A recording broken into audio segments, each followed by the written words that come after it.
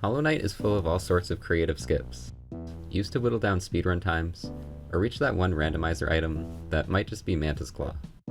The large number of abilities open up the game in all sorts of unintended ways, but perhaps the true best ability is dying.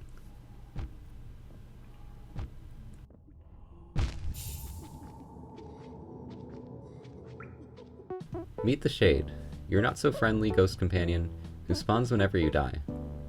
Your Shade will hover around in the last place you died, requiring you to defeat it if you want to restore your soul meter and not lose all the geo you had at the time of death. You could think of it as a sort of evil wallet that tries to kill you. Now, I personally prefer my wallets to have less malicious intent, and that brings me to today's sponsor, Esker Wallet. Esker is the world's largest smart wallet brand. They create innovative designs to improve the way you carry everyday items. Esker has a large collection of compact and visually appealing products to choose from. Their wallets are made from premium leather and feature a very quick and convenient access to all your cards. Just press the button and they'll all pop out for you. Then you can easily just press them back in and they'll stay in securely. If you're worried about losing your wallet, Esker also has a very compact and solar-powered tracker chip. You can connect your chip to the tracker app and it will show you exactly where your card is located. Charging the chip is super easy. Just leave it in the sun for 2 hours and it'll be good for up to 3 months. Esker is currently having a 4th of July sale, which means 15% off all orders. You can also get an additional 5% off by using my link in the description below. Thanks again to Esker for sponsoring this video. While the Shade might not seem that helpful at first, the real benefit is that you can actually use your downwards nail hit to pogo off of the Shade, gaining additional height. Using this technique, certain areas become reachable far before they are expected to be. The most important one of these areas to speedrunners is this wall. The upper part of this wall connects to Blue Lake, which gives access to both the Dreamnail and the City of Tears, which are both required to beat the game. The intended way into City of Tears requires defeating False Knight for the City Crest, and then entering from Fungal Wastes. Skipping this fight and getting into the city from the other side saves a ton of time, and is helpful to a large amount of the main categories. The first part of any Shade skip is to make sure you die in the right spot. The Shade will actually only spawn in a few set positions based on what part of the room you die in. For this Shade position, you need to make sure you die roughly to the right of this hanging object, otherwise the Shade will spawn up in the Gruzmother arena. You start by hitting the Shade once, which with base equipment will leave it 1 hit from death. Then you simply need to wall jump to lure the Shade into the right position, dash towards it, pogo, and dash up to the top of the wall. Because you hit it earlier, this pogo will kill it, returning your soul meter and geo to you as well. This version of the skip is used for any percent and all skills, but for true ending, we have to do something else. Reaching Dreamnail before Claw is helpful to the true ending speedrun, as it allows you to fight Elder Hu on the way there. Because of this, a clawless version of the Shade skip is required. There's a couple new mechanics we'll need to know about to pull this one off. The first one is damage boosting. If you bump into an enemy, you'll receive knockback in the opposite direction. You'll actually gain a little bit of height from the knockback. Another mechanic we'll need to know about is parrying. Parrying is when you nail swing at an enemy's attack with precise timing, granting you invincibility. If we combine these two mechanics, we can damage boost upwards into the Shade and parry the Shade's nail attack. The parry is important to the skip because, as I mentioned earlier, 2 hits will kill the Shade at base equipment. After this parry, we can use casts of Vengeful Spirit to stall in the air, do a normal pogo, and then repeat that again to reach the top. These 2 skips are the only ones used in the main categories at the moment, but there's somewhere else the Shade gets a bigger spotlight.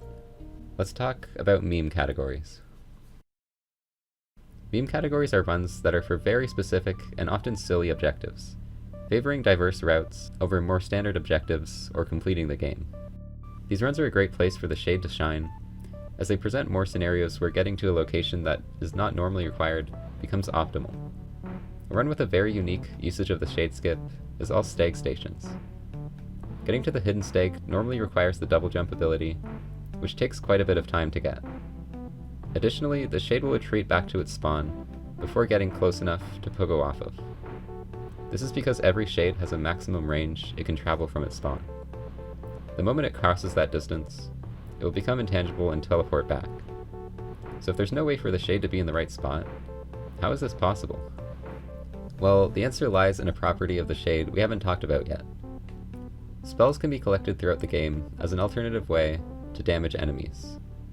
As it turns out, as you learn these abilities, so does your shade. The shade can randomly choose to use a spell to attack you. While it can use dive and wraiths, the only useful one is Vengeful Spirit.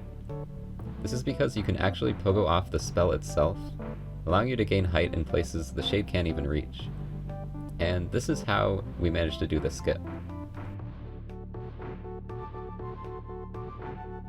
Another meme category with great usage of shade skips is Great Hopper percent. The goal of Great Hopper percent is to simply defeat the enemy of that name, and nothing else. Because of this, the only requirement is that we reach Kingdom's Edge as soon as possible.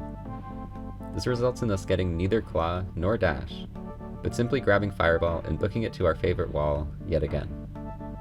This version of the skip requires a parry to even reach the right side, and then a similar sequence to the clawless setup, but requiring more precise spacing due to not having dash at the end. We then head to Kingdom's Edge through the secret tunnel, only to arrive at yet another, even taller wall.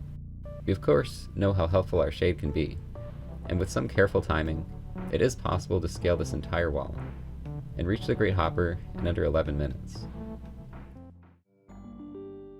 The last meme category shade skip is one used in the No Crystal Dash or Best Girl percent. This run involves doing a series of crazy skips in order to get Isma's tier, and avoid the requirement to pick up Crystal Dash entirely. A requirement for those skips is Monarch Wings, so we also have to find a way to get those without Crystal Dash as well.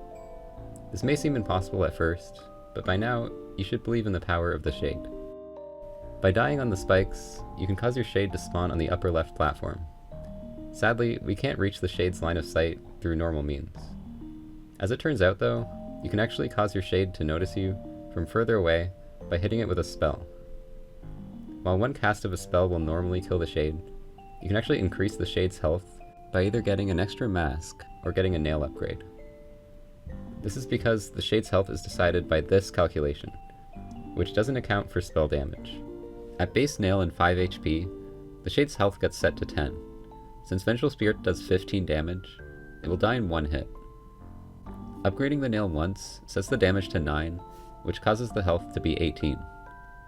While the shade will still die in 2 nail hits, it can now tank a single Vengeful Spirit cast.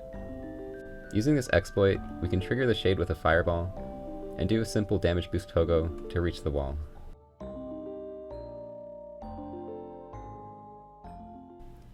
Now, there is somewhere the shade shines even brighter than in meme runs, a place where some of the craziest skip ideas are formed. This is the Hollow Knight Randomizer. A randomizer is a mod that shuffles around the original locations of items, often leading to very unintentional progression, and a requirement to reach some normally unimportant areas. And as we've seen, these are the scenarios where the shade is the most useful. Let's go over some of the craziest randomizer shade skips, starting with a skip to reach this relic without Mantis Claw. This is another skip that requires the use of a Fireball, though the timing and positioning is a lot more strict.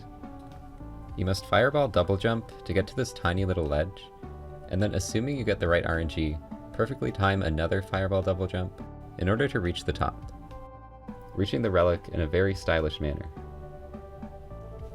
Our next skip is our highest climb yet, and requires reaching the Weaver Song Charm without wings or claw.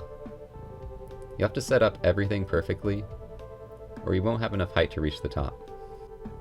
The skip starts with a familiar damage boost parry, stalls with dash and wraiths, then sets up into a second damage boost, into a normal pogo, a second parry, and one final pogo to reach the top, just barely. Getting both parries is essential to reaching the top, and the second one can be really hard to set up. It's also worth mentioning that the skip may require you to be below a certain frame rate, as damage boosting will have more knockback at lower frame rates. This can also be remedied by turning on VSync during the skip. Our last skip is perhaps the craziest one yet. We're going to be reaching Bretta without Claw, which involves getting from here to up here. This may not seem possible at first, and it isn't, without the help of Monarch Wings and our good mushroom friend here. We start by luring the mushroom enemy into a jump, and use them to bump into the shade from really high up. We can then set up for a parry to once again avoid damaging our shade. After this, it becomes a very precise game of damage boosting into double jump pogos, and requires landing a second parry at some point to make it all the way to the top. At this point, the shade skip is over, but you'll still have to do a well-timed pogo off the explosion enemy and projectile to reach the very top, and then do some nifty spike pogos to finally reach Bretta without Mantis Claw.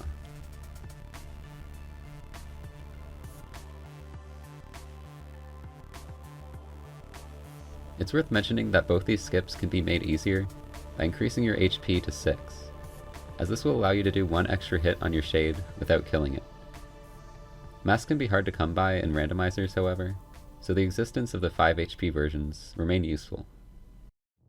What I showed today are just a few of the many uses for the shade in Hollow Knight, and I have no doubt that more skips are yet to be found. Regardless, I think the shade demonstrates the cleverness of the Hollow Knight community very well. A simple mechanic to make dying more punishable was turned into a way to reach countless locations otherwise not possible. If you want to see some more crazy shade skips, I would recommend watching Hamathi's Clawless Shade Cloak speedrun, as it showcases a large amount of them not gone over in this video. It's linked in the description below.